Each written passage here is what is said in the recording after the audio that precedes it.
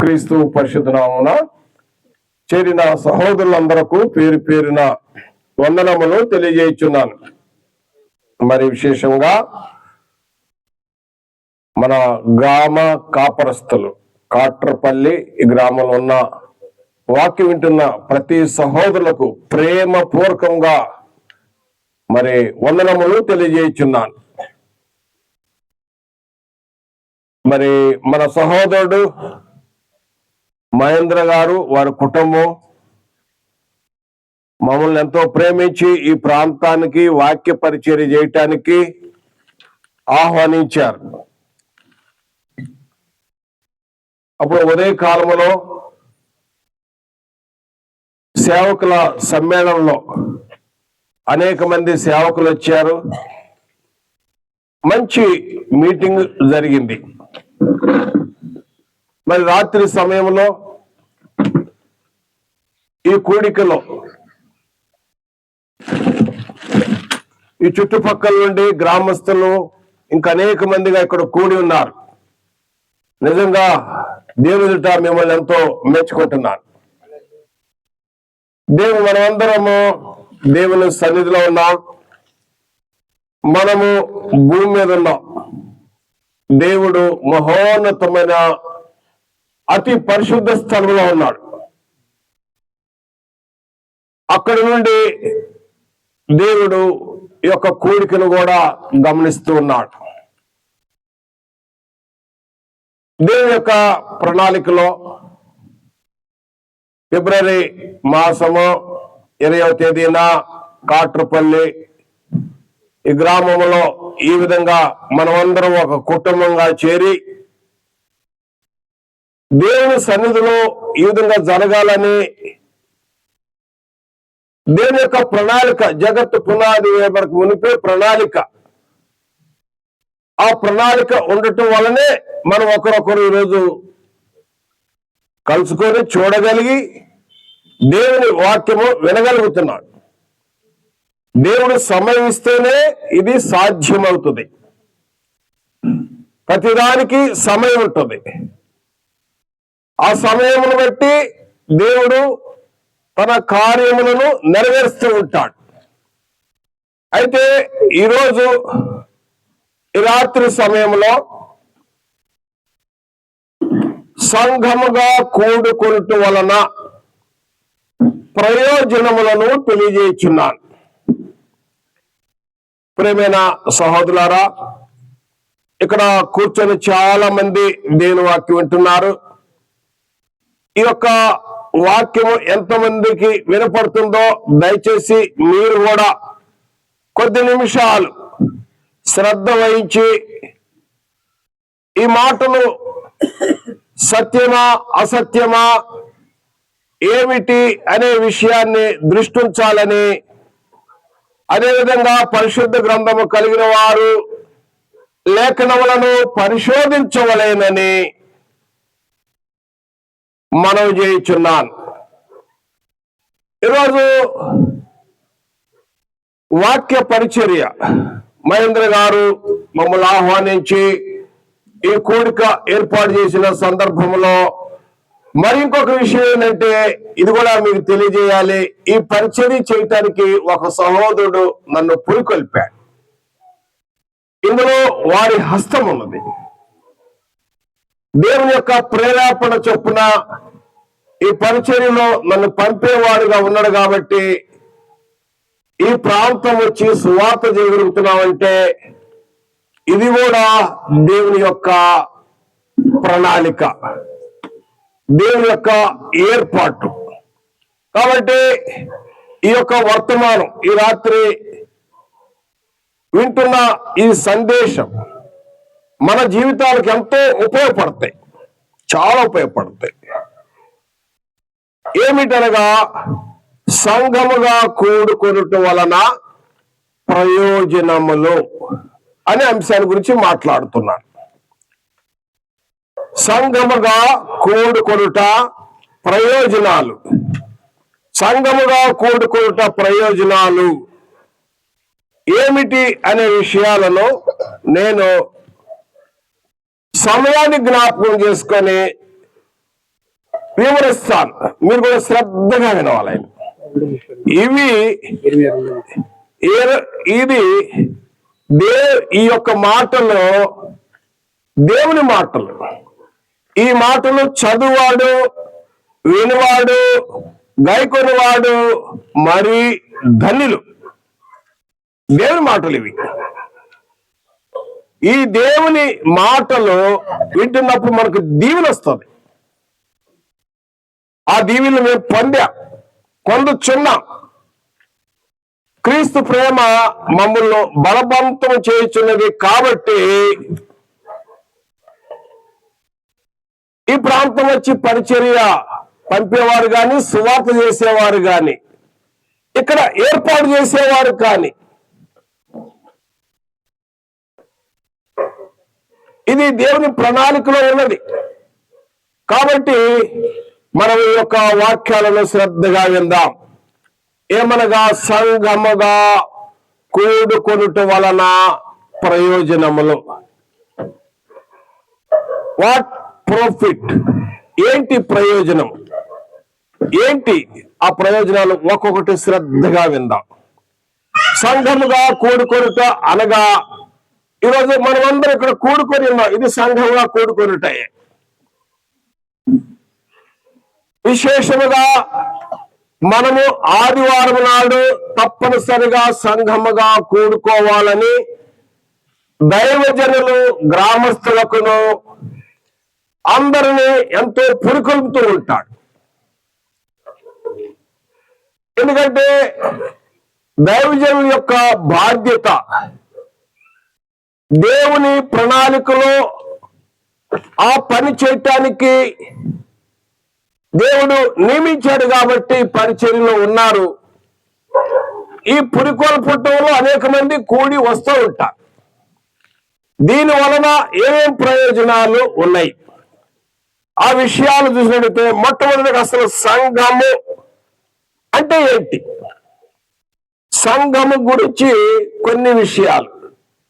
సంఘం అంటే లోకం నుండి వేరై ప్రత్యేకింపబడిన వారు.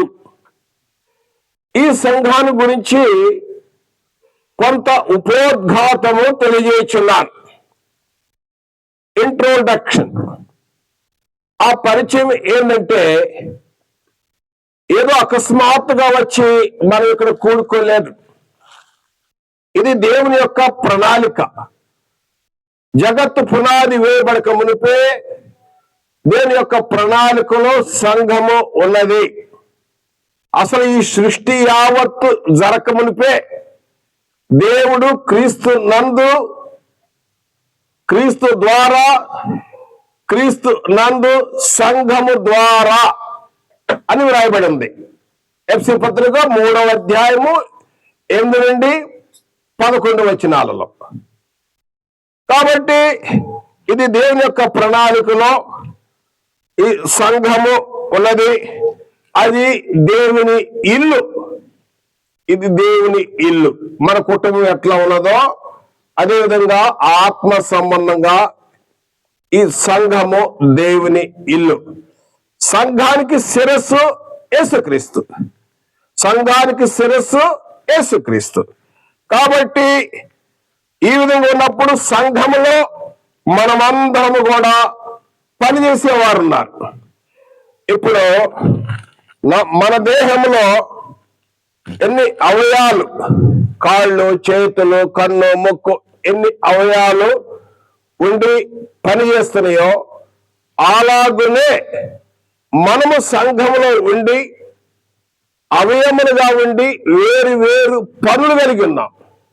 అయ్యగారు వాక్య పరిచర్య చేస్తారు, ఇందాక పాటలు పాడారు, ఇంకొకరు ప్రార్థన చేశారు, ఇంకొకరు పంపేవారు ఉంటారు.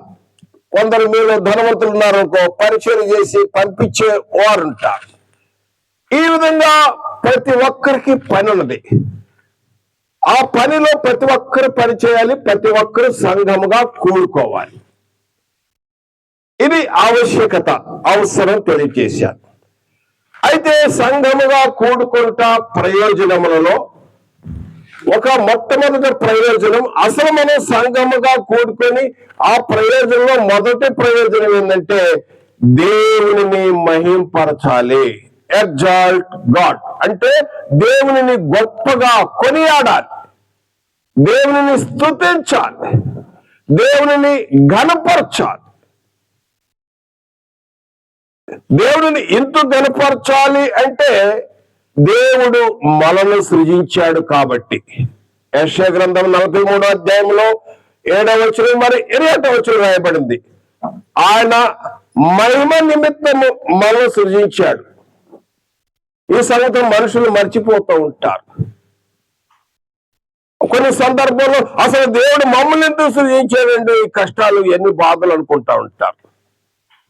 అసలు దేవుడు మమ్మల్ని ఎందుకు సృజించాడు, అసలు నేను ఎందుకు పుట్టానంటాడు. దేవుని యొక్క ఉద్దేశం ఉంది.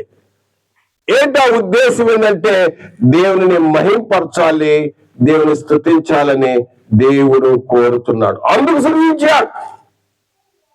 తన స్వరూపము, తన పోలిక, తన స్వభావం, ఆ గుణ లక్షణాలు మానవునికి ఇచ్చాడు. మీరు ఎవరు దేవుడు చూసిన వాళ్ళు ఉన్నారా? దేవుడు చూసిన వాళ్ళు ఉన్నారా? లేరు.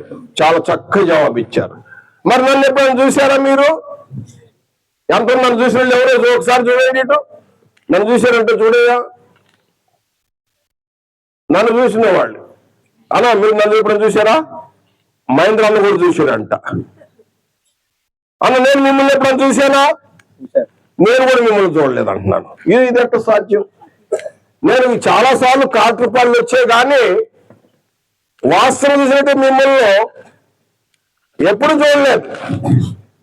మరి ఏం చూసాము అంటే ఈ దేహాన్ని చూసాం. ఎందుకంటే ఈ దేహములో దేవుని యొక్క స్వరూపం ఇచ్చాడు. అదేనమాట. దేవుని స్వరూపము ఆత్మ. ఆత్మను చూడాలంటే ఆత్మ సంబంధంగా ఆత్మ ద్వారా చూడగలుగుతారు. ఈ దేహం విడిచినప్పుడు మాత్రమే దేవునిని చూడగలుగుతారు. ఈ దేహముతో ఉన్నప్పుడు దేవునిని ఎన్నడూ ఎప్పుడూ చూడలేరని యేసుప్రభువే చెప్పాడు. దేవుణ్ణి ఎన్నడూ ఎప్పుడూ ఎవరు చూశారు? అయ్యో నాకు రాత్రి కళ్ళు దేవుడు వచ్చాడు, అయ్యా కళ్ళు వచ్చి దేవుడు మాట్లాడతాడు. నేను కాదంటలేదు. మన శరీర సంబంధముతో ఈ దేహముతో దేవుణ్ణి ఎప్పుడు ఎవరు చూడలేరు. దేవుని చూడగలిగితే మనం చూడగలుగుతాం. మరి మనం చూసేదేంటి? ఒకరొకరు చూసేదేంటి? ఈ దేహం. మా బిడ్డ, ఈ దేహం అనేది మార్పు చెందుతూ ఉంటది. ఒకప్పుడు నేను చిన్న పిల్లవాడిగా ఉన్నాను, ఇప్పుడు ముసలోడు అయిపోయా. ఒకప్పుడు చాలా తెల్లగా ఉన్నాను, ఇప్పుడు నల్లగయ్యా. ఎందుకంటే ఎండ దెబ్బ తగిలింది, అనేక శ్రమలు, బాధలు, కష్టాలు, రోగాలు వచ్చి మరి నల్లగా అయిపోయాను. నల్లలాన్ని నన్ను చిన్న చూపు చూడక అంటాడు పరమగీతం. కాబట్టి ఈ దేహం మార్పు చెందుతూ ఉంటుంది. కానీ మనలో ఉన్న అంతర్య పురుషుడు నడే దినదినము నూతనపరచబడుతూ ఉంటాడు. గొప్ప సత్యం. చాలా మంది అంటారు, అయ్యగారు మీరు చాలా వృద్ధాప్యంలో ఉన్నారు, ఆయన కూడా వాక్యం చెప్తా ఉంటారంటారు. కొన్ని రాసిన 2వ పత్రికలో 4వ అధ్యాయం 16వ వచనం, మా బాహ్య పురుషుడు దినదినము కృషించుచున్నను, మా అంతర్య పురుషుడు దినదినము నూతనపరచబడుచున్నాడు. శరీరం కృషించిపోతా ఉంటది, కానీ ఆత్మ నిత్యము యుగాలు తరతరాలు. దేవుడు ఎంత కాలం జీవిస్తాడో అంతకాలం మానవుడు కూడా జీవిస్తాడు. అందుకని దేవుని స్వరూపము మన దేహములో ఉంచాడు. దేవుని చూడగలిగితే మనం చూడగలుగుతాం. ఇప్పుడు నాకు దేవుడు నాకు ఇచ్చిన సాటైన సాయం మార్తమ్మ గారు ఉన్నారు. నేను ఇన్ని సంవత్సరాలు మేము కలిసి 46 సంవత్సరాలు 45 సంవత్సరాల నుండి కాపురం చేస్తున్నప్పటికీ ఆవిడ నేను చూడలేదు, ఆవిడ నన్ను చూడలేదు. మరి ఏం చూస్తుందంటే కేవలం దేహాన్ని. ఆత్మ ఎప్పుడు చూస్తారంటే ఈ దేహమును విడిచిపెట్టినప్పుడు దేవుని దగ్గరికి ఆ నిత్యత్వంలో యేసుపాదు ఎలా ఉంటాడో, మహేంద్రుడు ఎలా ఉంటాడో, ఏ సహోదరుడు ఎలా ఉంటాడో ఆ సౌందర్యం, అసలైన సౌందర్యం అప్పుడు కనపడింది. ఏ సౌందర్యం అది? అక్షయ సౌందర్యం, బాహ్య సౌందర్యం కాదది కదండి. కాబట్టి దేవుడు మనల్ని సృజించాడు కాబట్టి అందుచేత ఈ సత్యాన్ని తెలుసుకొని మనం ఎప్పుడు సంఘముగా కూడుకొని దేవుని స్తుతిస్తూ కొనియాడుతూ పాటల ద్వారా కీర్తనల ద్వారా దేవుని ఎప్పుడు స్తుతిస్తూ ఉండాలి, కొనియాడుతూ ఉండాలి. మన దేహమే దేవునికి ఆలయం. క్రీస్తు నందున్నప్పుడు దేవునికి ఆలయమై ఉన్నాం. దేవుని ఆత్మ మనలో ఉంటుంది. లోకంలో ఉన్నప్పుడు ఏమైందంటే అది పొల్యూటెడ్ అయిపోయింది, పాపం రావటం వల్ల తొలగిపోయారు. ఆ రాకారం. నేను ఆ సబ్జెక్టులకు వెళ్ళలేదు. అయితే ప్రియమైన సహోదరులారా, ఇక్కడ ఏంటంటే సంఘముగా కూడుకొనుట అవసరత గురించి తెలియజేస్తూ మొదటి ప్రయోజనం గురించి, మొదటి ప్రయోజనంలో ఏంటంటే దేవునిని మహింపరచాలి, దేవునిని కొనియాడాలి, దేవునిని స్తుతించాలి. బైబిల్ ఇలాగూ సెలవిచ్చుచున్నది. యెషయా గ్రంథము 6వ అధ్యాయంలో నేను చదువుతున్నాను. రాజైన ఉజ్జియా మృతి పొందిన తర్వాత సంవత్సరమున అత్యున్నతమైన సింహాసనమందు ప్రభు ఆసీనుడై ఉండగా సూచితిని అంటున్నాడు. ప్రవక్త అంటున్నాడు, దేవుని గురించి చెప్తున్నాడు. ఆయన సింహాసనుడై ఉన్నాడు. ఉజ్జియా రాజు మృతి పొందాడు. గొప్ప అర్థం ఉంది. ప్రతి మనిషి కూడా మృతి పొందేవాళ్లే, ఈ దేహము విడిచేవారే. రాజులు, మహారాజులు, గొప్పవారు అందరూ మృతి పొందేవారే. ఉజ్జియా మంచి గొప్ప రాజు. ఆయన మృతి పొందిన తర్వాత ఆ సంవత్సరాన యెషయా ప్రవక్తకు ఒక దర్శనం వచ్చింది. ఆ దర్శనం ఏముందంటే మూడవ వచనం ఏముందంటే, బ్రదర్ చదువుతాడు అయ్యగారు. వారు సైన్యములపతి యెహోవా పరిశుద్ధుడు పరిశుద్ధుడు పరిశుద్ధుడు పరిశుద్ధుడు అని సర్వలోకము ఆయన మహిమతో నిండునని గొప్ప స్వరముతో గాన ప్రతిగానము చేయుచుండిరి. దేవుని ఇందుకు కొనియాడాలి. ఆయన స్వరూపము, ఆయన పోలిక మన దేహంలో ఇచ్చాడు. ఆయన మహింపరచాలి. పరలోకములోనే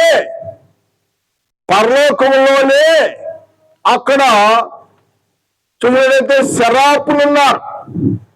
శరాపులు అంటే మహాదూతలు. ఆ మహాదూతలకు 6 రెక్కలు ఉన్నాయి. 6 రెక్కల నుండి ఒక్కొక్క దూతకు 2 రెక్కలతో కళ్ళు ముఖం కప్పుకొని, 2 రెక్కలతో కాళ్ళు కప్పుకొని సింహాసీనుడైన దేవుని ఎదుట 2 రెక్కలతో ఎగురుచు, ఆ ఎగురుతూ ఆ దూతలు ఏం చేస్తున్నారంటే యెహోవా పరిశుద్ధుడు, యెహోవా పరిశుద్ధుడు, యెహోవా పరిశుద్ధుడు అని ప్రతి గానాలతో దేవుని స్తుతిస్తున్నారు. ఎక్కడ? పరలోకంలో.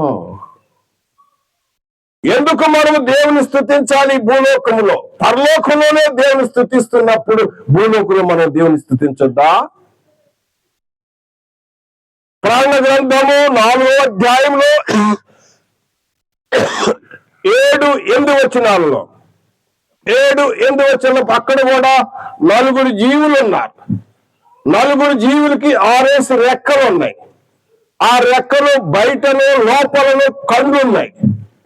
ఆ రెక్కలతో దేవుని ఎదుట స్తుతిస్తూ భూత వర్తమాన భవిష్యత్తు కాలంలో ఉండు దేవునికి, గొర్రె పిల్లకు స్తుతి స్తోత్రములు ఘనత మహిమ ప్రభావాలు కలుగుగా కానీ యుగాలు తరతరాలు కొనియాడుతున్నారు.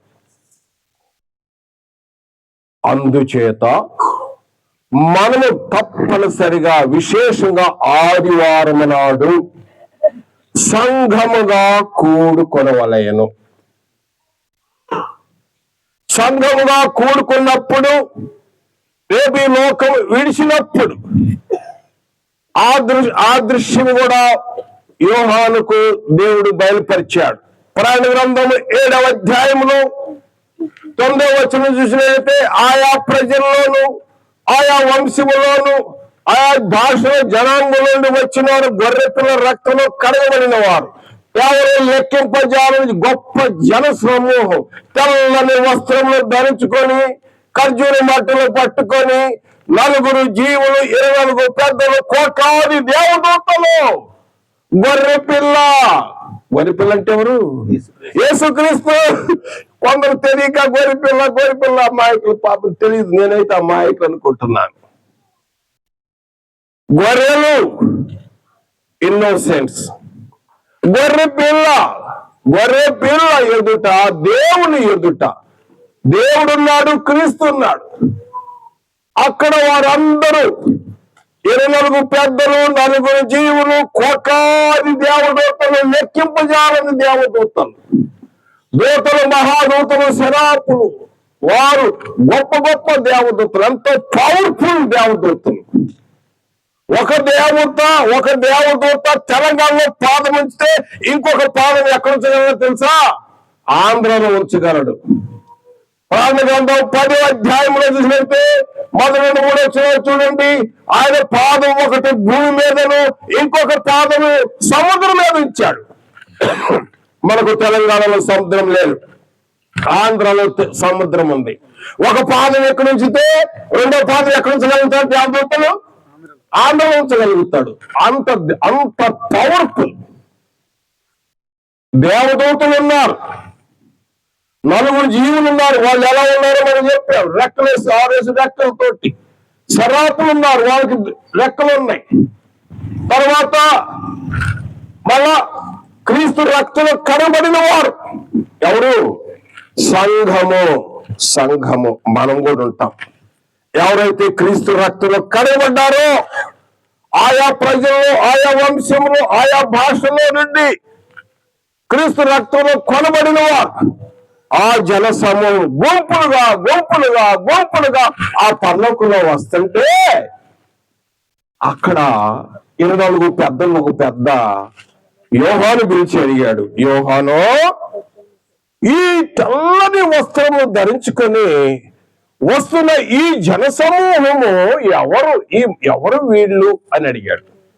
అప్పుడు యోహాను ఏమన్నాడు? అయ్యా నాకు తెలీదు, నువ్వే చెప్పు అన్నాడు.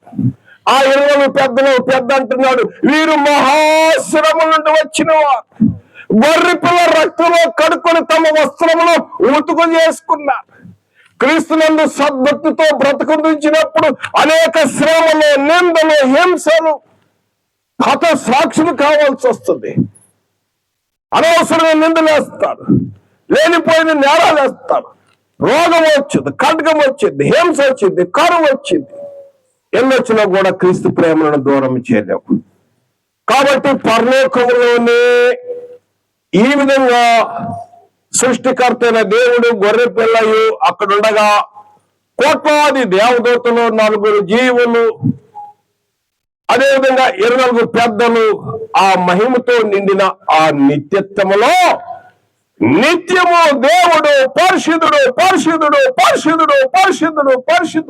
రాత్రింబవళ్ళు ప్రతి గానాలతో కొనియాడబడుచున్నప్పుడు మన భూలోకంలో నివాసం చేస్తున్న మన జీవితము శాశ్వతమైనది కాదు. కాబట్టి ఎందుకంటే యెషయా గ్రంథం 1:6 అధ్యాయం రాజు మృతి పొందగా ప్రతి మానవుడు మృతి పొందేవాడే.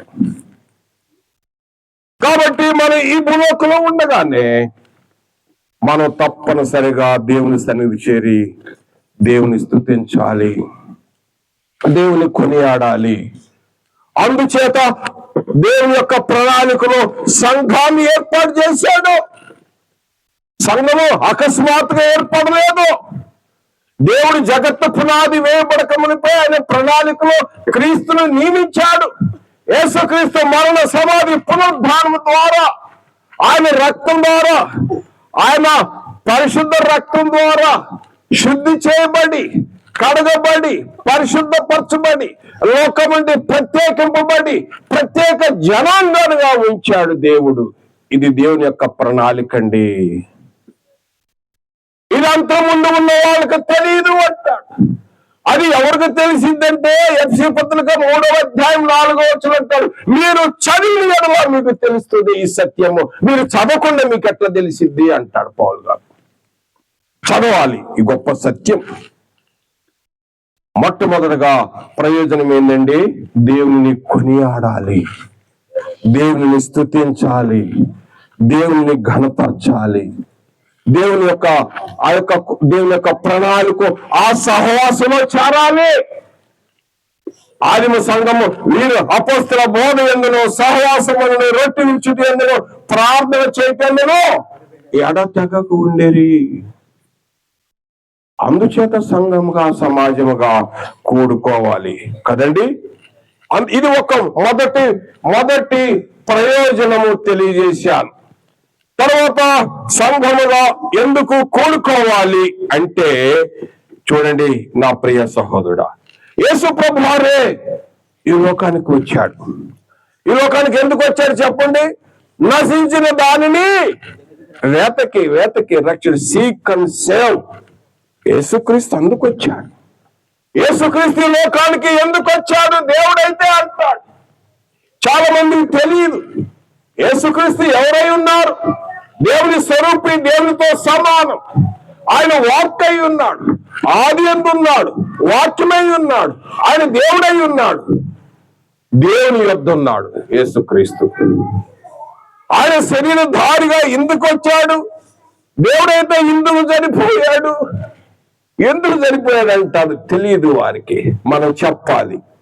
రక్షింపబడ్డ మనము ఇతరులు మనకు బైబిల్ ఏం బోధిస్తుందంటే, నిన్ను వల్ల నీ పొరుగు వారిని ప్రేమించాలి. Love God, love others. మనం దేవుని ప్రేమించేవారు, దేవుని కొనియాడేవారు. మనం అదేవిధంగా మనం దేవుని కొనియాడుతున్నప్పుడు దేవుని ఆ యొక్క రక్షణ సంకల్పంలో ఉన్న మనము ఇతరులు కూడా చెప్పాలి, ప్రేమపూర్వకంగా చెప్పాలి, బలవంతంగా కాదు.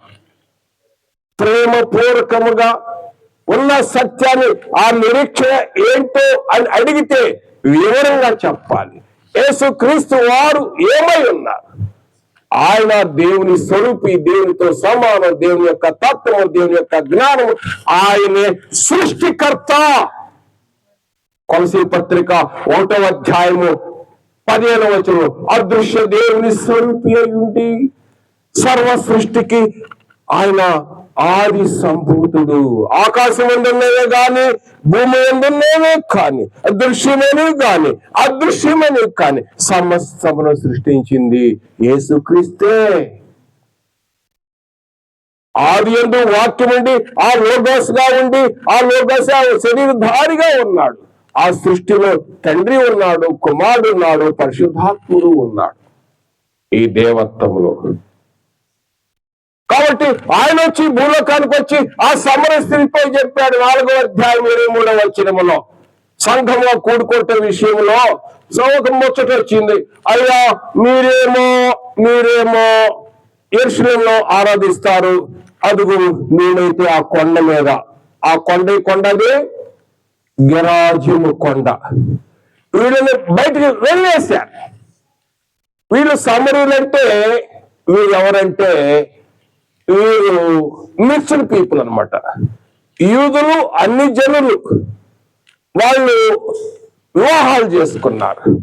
వారికి పుట్టిన పిల్లలు అనమాట సమరీయులు. నెహెమియా, ఎజ్రా వచ్చి ఆ టైంలో వాళ్ళని వెలివేశారు. కాబట్టి ఆలయానికి రానిలేదు, వాళ్ళు ఆలయానికి రానిలా. వాళ్ళు చాలా నిష్ఠగా ఉంటారు వాళ్ళు యూదులు, వాళ్ళకి ధర్మశాస్త్రం ఉంది. వాళ్ళు వెలివేసినప్పుడు ఇక్కడ ఆలయానికి రానిట్లేదు కదా అని ఆ యొక్క గెరాజిం కొండ మీద ఆరాధిస్తున్నప్పుడు ఈ యూదుడైన యేసు ప్రభు ఆమె దగ్గరికి వచ్చి ఆ ముచ్చట జరుగుతా ఉంది, జీవజలం గురించి ముచ్చట జరుగుతా ఉంది. ఎందుకంటే నశించిన దానిని వెతకి రక్షించుటకు వచ్చాడు యేసు ప్రభు. ఆ సమరస్త్రీతో చెప్తున్నాడు, అమ్మా ఒక కాలం వచ్చుచున్నది, దేవుడు ఆత్మనుక ఆయన ఆరాధించువారు ఆత్మతోనూ సత్యంతోనూ ఆరాధించే సమయం. తండ్రి ఆరాధించువారు తండ్రిని తండ్రి అంటున్నాడు. తండ్రిని ఆరాధించువారు ఆత్మతోనూ సత్యముతోనూ ఆరాధించవలేను. అందుచేత సంఘముగా మనం కూడుకోవాలి. ఒక కాలం వచ్చుచున్నది. ఆ కాలం ఏంటంటే ఇక యెరూషలేము వెళ్ళే పని లేదు, ఆ కొండెక్కే పని లేదు. ఎంతో దూరం ఎక్కి అక్కడ వెళ్తా ఉంటారు. క్రైస్తవులు కూడా చాలా కొండలెక్కి వెళ్తా ఉంటారు, వెళ్ళే అవసరం లేదు. ఏలనగా 2-3 నా నామమున ఎక్కడ కూడినారో అక్కడ నేను ఉంటానని ప్రభు చెప్పాడు. కాబట్టి ఆదివారం నాడు మనం ఆత్మతోనూ సత్యముతోనూ దేవుని ఆరాధించాలి. ఎట్లా ఆరాధిస్తాం చెప్పండి? పాటల ద్వారా, ప్రార్థన ద్వారా, వాక్య పరిచర్య ద్వారా, ప్రభు బల్ల ద్వారా, కానుకలు ఇచ్చుట ద్వారా, పాటలు, ఇవన్నీ 5 అంశాలతో దేవుణ్ణి ఆరాధిస్తూ ఉంటాం. ఇది రెండవది ఆరాధన విధేయంలో. యేసు ప్రభు వారు ఆ ఆరాధన గురించి ఏ విధంగా చెప్పాడంటే ఆత్మతోనూ సత్యంతోనూ ఆరాధించవాలను. ఇందాక ఉదయ కాలంలో మాకు ఆ బైబిల్ క్లాసులో ప్రీచర్ సేవకులు చాలా మంచిగా ఆరాధించారు. నేను చాలా అందులో లీనమైపోయాను. అంత మంచిగా సేవకులు బాగా మంచి లీడ్ చేశారు, చాలా బాగుంది. కాబట్టి ఏమంటే ఇది ఒకరొకరు పురికొల్పుకోవాలి, సంఘముగా కూడుకొని పురికొల్పాలి. కొందరు మానుకొనుచున్నట్టుగా సమాజము కూటమానక ఆ దినము సమీపించిన కొలది మరి ఎక్కువ అలాగు చేయించు, ప్రేమ చూపుట ఎందును, సత్కారములు చేయటం ఎందును ఒకరు పురికొల్పాలి. రేపటి దినం మీద మనకు తెలియదు. అక్కడ విజయరాజు మృతి పొందిన తర్వాత జరిగింది చూశాడు. ప్రతి మాను కూడా రేపేం జరిగిద్దో మనకు తెలియదు. ఈ రోజు వరకు బాగానే తిరుగుతాం, రేపేం జరిగిద్దో మనకు తెలియదు. సామెతల గ్రంథము 27 రేపటి దినం ఏమి సంభవించడో మీకు తెలియదు. యాకోబు పత్రిక 4:14 రేపటి దినం గురించి ఆలోచించదు. మీ జీవం ఏ పాటిది కొంతసేపు కనపడి అంతలో మాయమై ఆవిరి. మనం బ్రతికుంటే దేవుని చిత్తమైతే అది చేద్దాం ఇది చేద్దాం అనుకోలే, కానీ నేను ఖచ్చితంగా చేస్తాను అనుకోకూడదు. మన జీవితం ఏ పాటిది? కొంతసేపు కనపడి అంతలో మాయమయ్యే ఆవిరి. కాబట్టి ఈ లోకంలో సమయం ఉండగానే సంఘము కూడుకొనుట మానక తప్పనిసరిగా ప్రతి ఆదివారం ప్రతి కోడికలో నా ప్రియ సహోదరుడా, క్రీస్తు ప్రేమ మమ్మల్ని బలవంతం చేస్తుంది. ప్రేమతో తెలియజేస్తున్నాను. పరలోకంలో దేవుడు స్తుతిస్తూ ఆరాధిస్తున్నారు. భూలోకంలో ఉంటాం మనము దేవుని ఎప్పుడు మనకు సమయం దొరికిన కొలది తప్పనిసరిగా మనం సంఘంగా కూడుకోవాలి.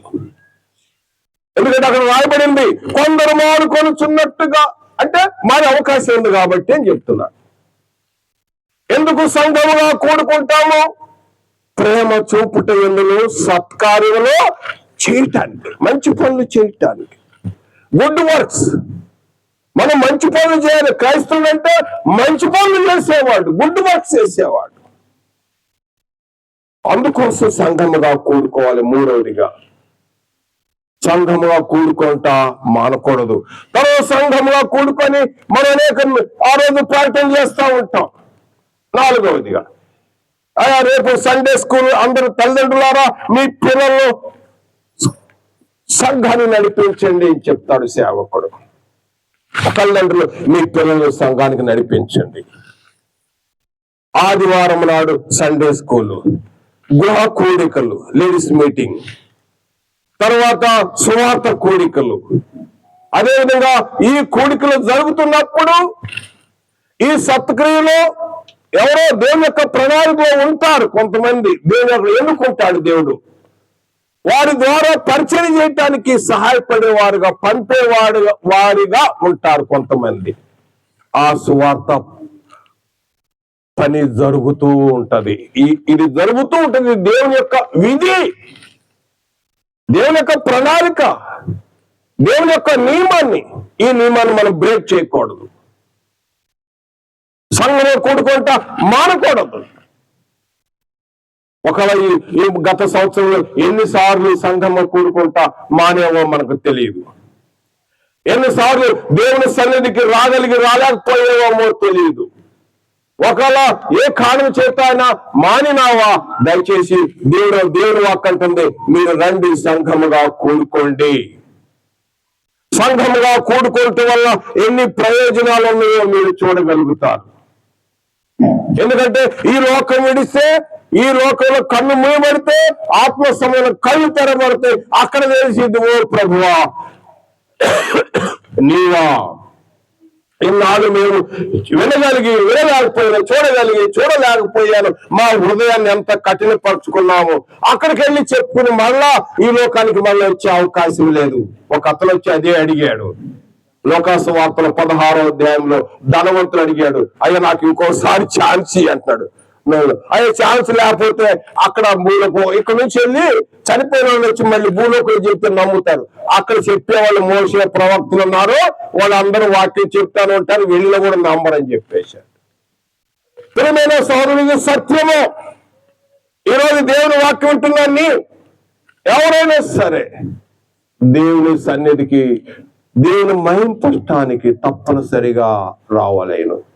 అందులో సాటి అవయాలుగా పనిచేసేవారుగా ఉండాలని దేవుడు కోరుతున్నాడు.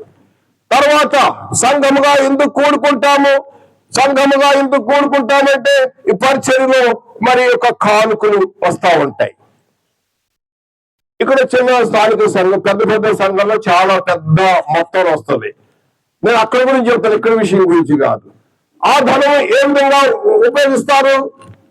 ఒకటి, సంఘంలో పేదవారు గురించి సంఘంగా కూడుకున్నప్పుడు దాతలు ఏం చేస్తారంటే, దాతృత్వం కలిగిన వారు, తన సొమ్మును త్యాగం చేసేవారు, కృపనొందిన వారు, అందరు కాదు, కృపనొందిన వారు ధారాళంగా ఇస్తారు.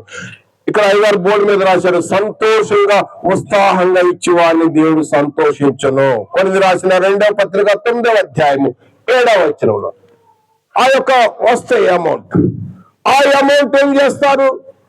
సువార్త నిమిత్తము కొంత, పేదలకు కొంత, ఇదిగో సంఘములో ఉన్నవారు ఈ యొక్క సంఘ క్షేమాభివృద్ధికి చేయటానికి ఆ ధనం ఉపయోగపడుతుంది. అందుచేత ఆ యొక్క సహవాసానికి రావాలి. ఆదివారం నాడు అక్కడికి వెళ్తేనే దేవుడా, ఇంటి దగ్గర లేడా? ఈ కరోనా వచ్చింది. కరోనా వచ్చిన తర్వాత చాలా పరిస్థితులు మారిపోయినాయి. సంఘం కూడుకోవడం తగ్గిపోయింది. ఎట్లంటే వర్క్ హోమ్ లాగా ఆరాధన కూడా వర్క్ హోమ్ అయిపోయింది కదండి.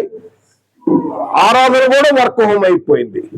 అలాంటి పరిస్థితి కాదండి. తప్పనిసరిగా సంఘంగా కూడుకొని ఆ పరిచర్యలో పాల్గొంటూ ఈ పరిచర్యలో పురికొల్పేవారుగా ఉండాలి. పురికొల్పేవారుగా. ఇప్పుడు ఇక్కడ అయ్యగారు మన మహేంద్ర అన్న ఇక్కడ ఎంతో పరిచర్య చేస్తున్నాడు. ఆయన మొత్తం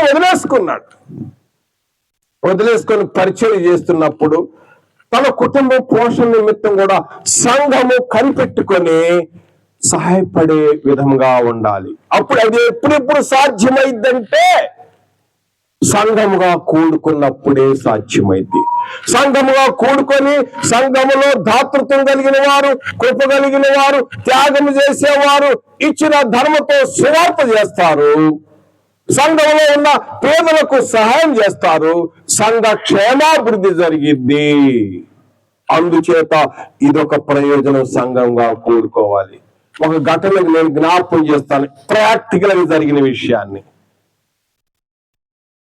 ఏం జరిగిందంటే నెహెమియా టైంలో, ఎజ్రా టైంలో అక్కడ కొరెషులు అక్కడ నుంచి పారసీకుల నుండి వాళ్ళ ప్రభుత్వం నుండి విడుదల చేసి మీరు వెళ్ళండి యెరూషలేములో మీ దేవాలయాన్ని రిపేర్ చేసుకోండి అని చెప్పినప్పుడు తిరిగి వచ్చారు.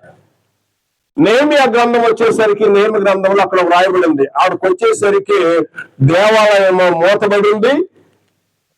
అక్కడే ఏదో వ్యాపారాలు జరుగుతున్నాయి. తర్వాత ఇంకోటి ఏం జరుగుతుందంటే అక్కడ పాటలు పాడేవాళ్ళు లేరు, వాక్యం చెప్పేవాళ్ళు లేరు. అందరూ ఆ లేవీలందరూ ఎక్కడ పోయారు? పొలం పనులు వెళ్ళారు. నేనే వచ్చాడు. వచ్చి ఏది దేవాలయం పని జరగకపోయిందంటే ఎవరయ్యా సంఘంలో ఎవరు ఆ యొక్క ఇవ్వాల్సిన ఆ యొక్క 10 వంతులు ఇవ్వటము, దేవునికి ఇవ్వాల్సింది అన్ని కూడా ఆపేశారు. అందుచేత ఆయన జీవనోపాధి చేసుకోవాలి కదా. అందుకాబట్టి ఆయన ఏం చేశాడు? పొలం పనులకు వెళ్ళాడు. ఇంకో గొప్ప సత్యాన్ని జ్ఞాపకం చేశాడు. మొన్న కరోనా వచ్చింది కదా, 3-4 సంవత్సరాల క్రితం. కరోనా వచ్చినప్పుడు ఏం జరిగింది?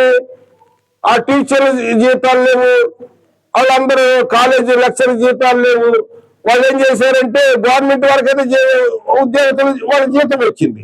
వీళ్ళు ఏం చేశారంటే ఏం చేశారండి?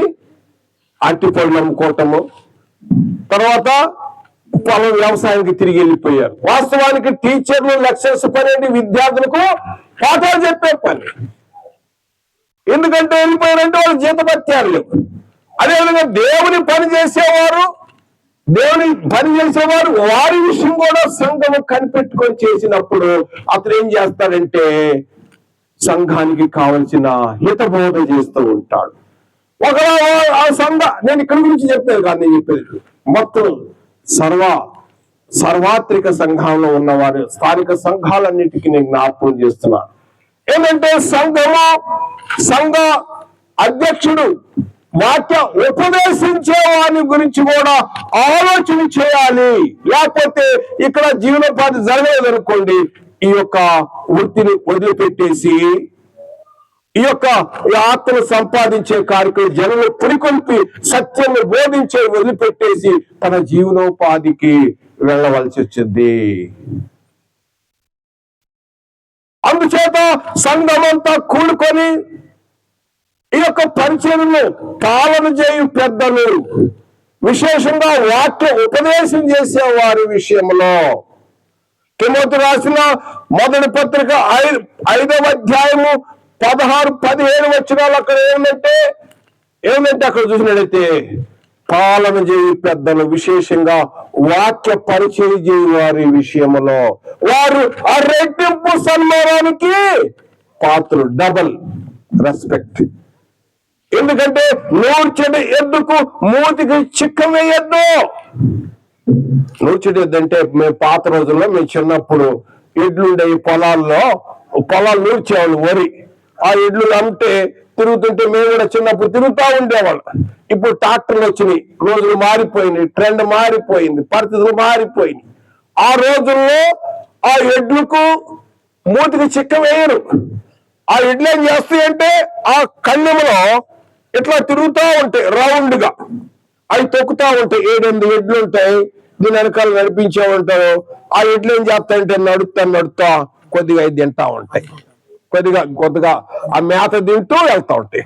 ఆ నూర్చెడు ఎద్దుకు మూతి చిక్క వేయద్దు. అది ఎడ్ల గురించి కాదు చెప్పబడింది, సేవకుల గురించి చెప్పబడాలి. తిమోతి రాసిన మొదటి పత్రికలో 5వ అధ్యాయంలో 17-18 వచనాలు మీరు చూడొచ్చు.